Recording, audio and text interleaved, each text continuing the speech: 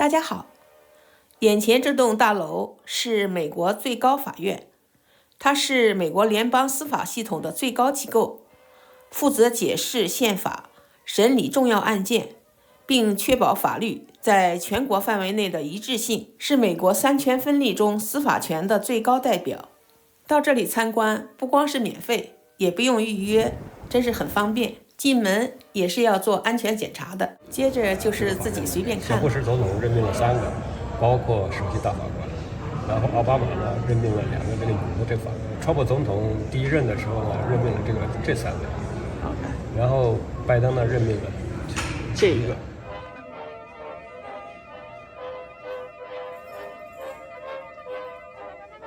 三权分权的，那么 executive branch 就代表这个总统各个部委，然后呢，这个国会叫国会，然后我们现在看了就是这个最高法院法院系统，这3个，首席大法官是站在正中间的，独立执法，这个意思是上台以后宣誓的，就是说他们去世一个就补一个，9位大法官。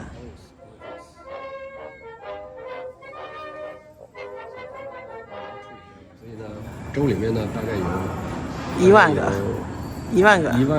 这个法庭，然后下面呢，中间46个，这个地区法庭46个，在上面呢是国家的吗？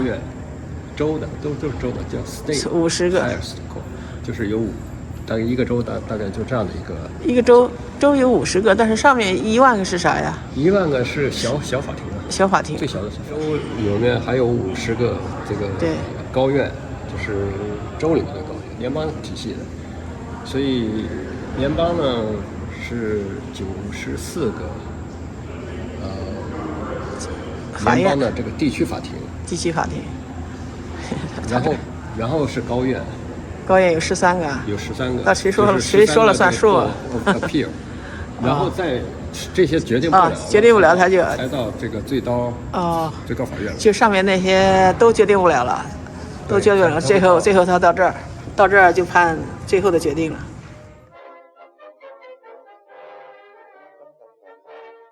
第一任的可能是第一任的了，1755年到1835年。第一任大法官，他是1801年到1935年。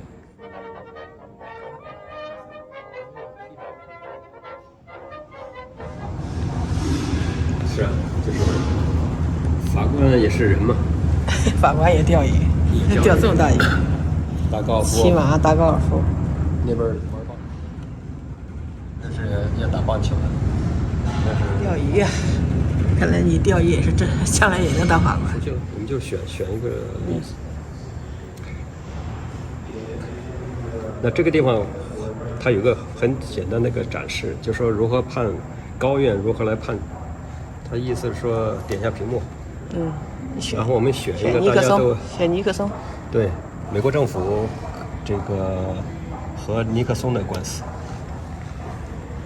大家都知道尼克松是水门事件，就是美国政府认为他犯法了，就是尼克松犯法了，但政府认为他犯法的话也得告，也得到法庭去告，所以到法庭上告的时候，当然他就是政府来告这个总统了，就是司法部来告他。那打官司的时候呢，当然他是要一级级去打，所以第一步呢，他要打到这个地区法院，就是 DC 的这个地区法院 U.S. District Court， 就是联邦的这个地区法院。那地区法院有94个呢，所以呢就是 District 因为小嘛 ，DC 小，所以它可能就一个。然后在这告的话呢，当然是要 impeach 就是说是要把他罢免的了。然后当然你要是这儿打的话，那么两边这个概念是不一样的。所以呢，这个告完了以后，比如说他输了，这个不管是谁输，都会去打到这个最高法院。那么打到最高法院的时候呢，在这个地方呢，就说是这个到了最高法院。所以最高法院它前面不是都是几个大柱子嘛，非常宏伟的大柱子。那打到这儿的话，就叫水门事件的这个最高法院来决定。好，他会问问题，就是说，在这里面呢，你可以作为一个自己想象自己是大法官，你认为他是有还是没有？有没有罪？不是，就是有没有罪，有没有那个，就是说这个总统有这个权利来这个把政府的这一些文件啊，作为他认为可以控制的。那我呢认为他是没有。那你认为没有，然后再看高院的这个decision 决定，对，就是高院的这个投票。那么当时的高院呢，1974年的全是白人的这个，而白人而且都是男的，没有一个女的。但是 no， 是7月24号判的，1974，就是高院他们判了这个都是 no。几周之后，这个尼克松总统就辞职了，就是这个 resign。辞职了，不是罢免，辞职了，因为这个他没这个权利。我们今天也来学习一下美国的这个法律系统。这个整个展板呢，就显示了美国法律系统这个2个不同的这个区域，一个呢是州里面的这个法庭系统，就左边红的这个，左边红的，然后右边呢是联邦的这个法院系统。中间是啥呢？中间呢，只是说他这个高院的最后才找他的，就是就是说下面这个打了官司以后都不服，那么这个判了以后呢，最后可能会到高院来做最后决定。那么就是说联邦的这个体系里面大概有86%都会到高院，但是呢州里面这个法院里面判的大部分可能这个州里面都决定了，只有3%到高院。那么13%呀，这写着13%。然后我们看一下那个州的这个红的这个，红的呢，就是州里面这个最初级法院呢有1万个呢，就是州，当然这是全美国的了，就是州里面。然后呢，这个中级法院的话有46个，那就是说一个州里面基本上有一个基本上有一个。然后呢是高院，州的高院，因为美国不是50个州吗？所以一个州就一个，就是50个高院。那么在这儿这个地图显示呢，就说它这个最高法院，这个州的最高法院在什么地方？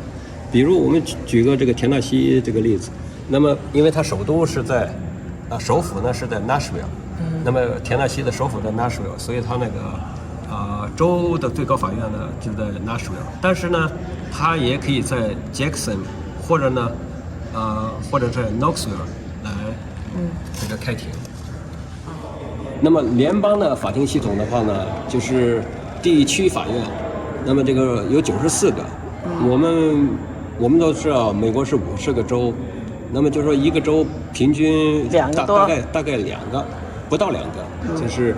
但是呢，这个 appeal court 就是高院，这个不是最高法院，这个 appeal court 的话呢是13个。那么也就是说呢，它是地区一样，地区小的州可能就没有了，就是几个州合一下有一个，因为它只有13个嘛，这个13个，那么它这个缅因这儿有一个，然后纽约这儿有一个，然后呢。就是它一个是好几个这个覆盖好几个州呢。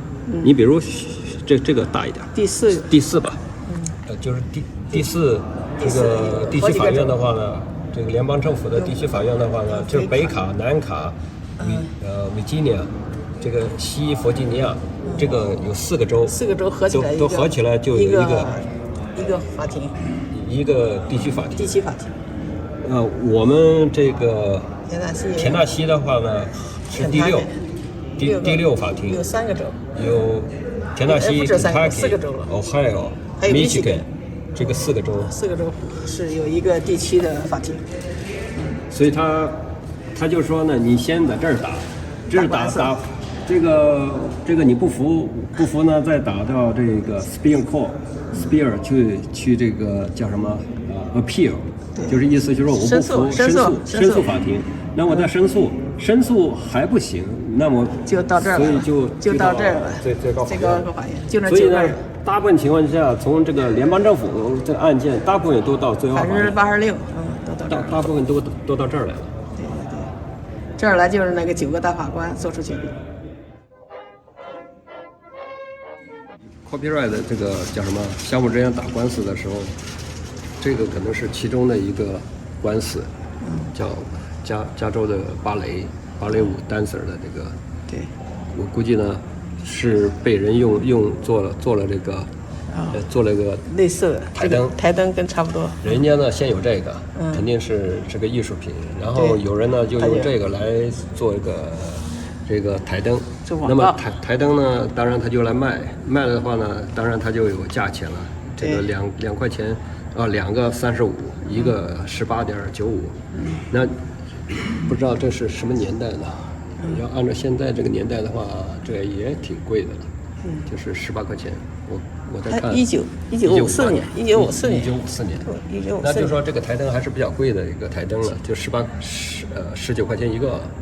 这个，那么肯定是这家来告猜了，就是这个来告他了。对，这个说明肯定就是这个案例吧，这是一个case，一个就是各种案例，一个案例。介绍一下最高法院的历史背景，它成立于1789年，是根据美国宪法第3条设立。大楼建成的时间是1935年。此前，法院曾在国会大厦等地办公。大法官是由总统提名，参议院批准，共有9名大法官，其中呢1名是首席大法官，8名呢是副大法官，终身任职，除非有退休或者遭弹劾。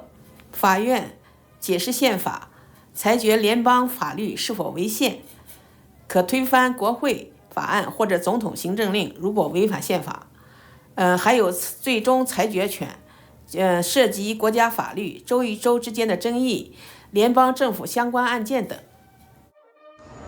还最早的时候，他先做石膏的，1929年最早做个石膏的这个模式。这年轻时还挺漂亮，这个女法官，2023年去世。是她的衣服啊，就这个。这个角落都是纪念2023年去世的女法官。这个是历史上的。这个为什么重要呢？就是说刚才所说的，她是这个最高法院第一个女的这个法官。所以这个就是为什么这个地方专门建一个。所以第一都不容易，像螺壳一样的，就是旋转下来。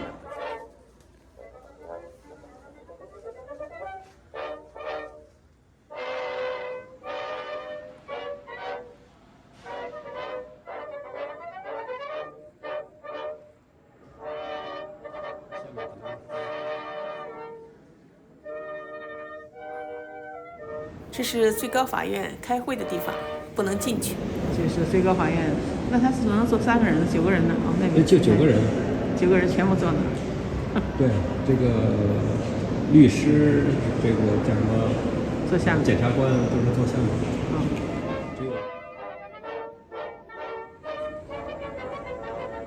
第11任首席大法官才有一个。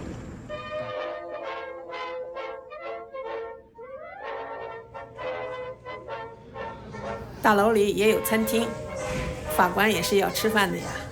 我们在这里喝杯咖啡。参观最高法院，学习了不少新的知识，以前是一知半解，今天比较清楚了。谢谢大家收看，欢迎订阅点赞，我们下一期再见。